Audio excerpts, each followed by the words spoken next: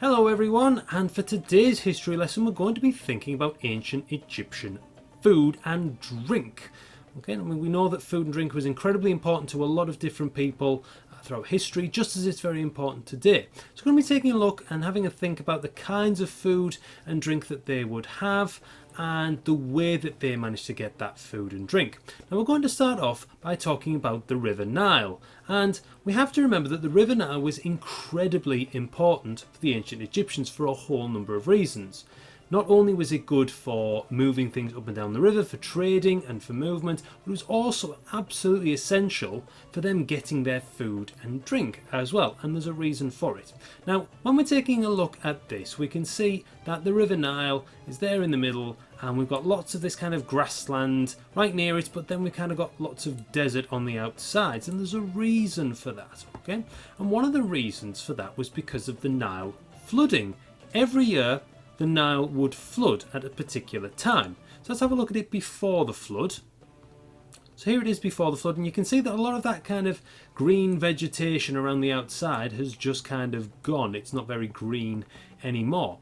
But now when we look at it flooding, we can see that the banks of the river are now starting to move over onto the sand, and it's covering a lot of that ground.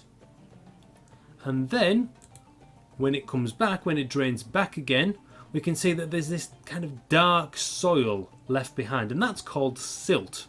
Now, silt is very good at allowing you to then grow crops on top of it. Okay, so once the Nile had flooded and then it had drained away, the Egyptians were then left with this lovely black soil which they could put seeds in, and then they could grow lots and lots of their food, which is why a lot of their settlements were based on the edges of the Nile. So let's have a look at the agriculture itself. And agriculture means kind of growing things, farming. So now we can see we've got these lovely green fields and what have you around the sides, that after it's flooded and then been drained, the farmers could then plant their crops. But the Egyptians were very clever, and they knew that actually it wouldn't always flood in the same way, in the same places all the time. And actually they would like to get water to other places. So they had something called an irrigation system. And irrigation is about these kind of canals. Here, digging these kind of canals and these little tunnels to allow the water to go to different places. So we can see we've got this irrigation canal, and then we've got this thing here, which was very, very important to the ancient Egyptians. And it was called a shadoof. Okay, and it was quite a simple contraption. It's just got a counterweight on the back, which means a large stone to hold it and pull it up. And you can see that this little guy here is getting water from the Nile and he's pouring it into the canal, which would then send it to wherever they wanted it to go. They just dig the canal to go wherever it wanted. Then that meant that they could get water to various places, which is really, really interesting. Now, the Egyptians knew that drinking the water from the Nile was not a good idea, because they'd seen lots of people drinking water from the Nile and then getting ill. So they decided, right, we're not going to do that. They would try and make wells and dig down deep into the ground to see if there was water there, but these weren't massively common because there isn't a lot of water in the desert. So quite often they would drink beer. Now, it's not the same kind of beer that we have today. It was much weaker beer, but the whole process of making beer means that you boil water, which kills off any bad germs and makes it clean, which means that it will be a lot safer. Now, we know that young people and old people would drink that beer, but again, it wasn't to get them drunk. It was a lot clearer, and to be honest, it would have been very thick. Okay, one of the main foods that they grew was something called emmer wheat, E-M-M-E-R. Emmer wheat, and this was really, really important. This was used in a lot of different things, and wheat in general was very important, and they could grow lots and lots of wheat. And wheat's very good for making bread. And we know that the Egyptians ate a lot of bread, but actually, unfortunately, a lot of the bread may have contained sand because they're in a desert. And you know what it's like if you ever get sand in your mouth. If you've ever been at the beach or something, you get a bit of sand in your mouth, it tastes horrible. Unfortunately, there has been evidence that ancient Egyptian bread did contain some sand, and actually it would have worn their teeth down, because there's been bodies found where the teeth have kind of been all cut down and serrated and what have you, where the sand over time has chipped away at their teeth.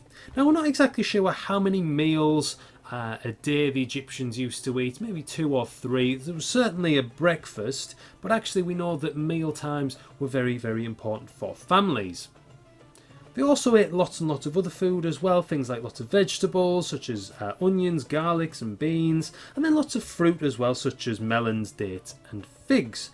But we know that they didn't eat a lot of meat, because in the desert there aren't a lot of animals that are very meaty.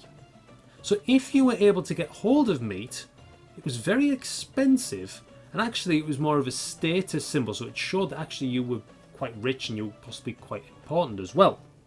Now at the other end of that, farming was a very, very important job, but actually it wasn't a very good job. It wasn't very well respected, it was quite a poor job, and actually, because the Nile only flooded once a year, farming might only take place for a certain amount of time each year. A bit like farmers now, where they've got to wait for the summer to come and then they can plant all the crops and they can then harvest them and what have you, and not really grow anything over the winter. Here they had to wait for the Nile to flood so they could grow all of their things, and when they weren't doing that, they might have been off building various structures and buildings around their town and what have you. So farming wasn't really seen as the greatest job, but actually around 90% of the population, of the people in ancient Egypt, were farmers, because it was really important. It just wasn't a very good job. So what we want you to do is we want you to compare ancient Egyptian food and drink and their methods of collecting food with the Romans and today. So to help you with that, there's going to be a couple of screens at the end with some information about ancient Egyptian food and drink and collection methods, which you can then pause to get your information down. And then there'll be the same for the Romans, and then we want you to just kind of talk about today, because you know what food is like today. You may want to present it in the example that we've sent you, in like a little table to do with Egyptian food, Egyptian drink, Egyptian collection methods, Roman food, Roman drink, Roman collection methods, and then today. Think about how we collect food today. What is it that we do? Do we have to grow all of our food ourselves, or can we just go somewhere and get that food? Does somebody else grow it for us? But if you want to present this in a completely different way, maybe you want to do some sort of poster or something, then that's absolutely fine. You do that.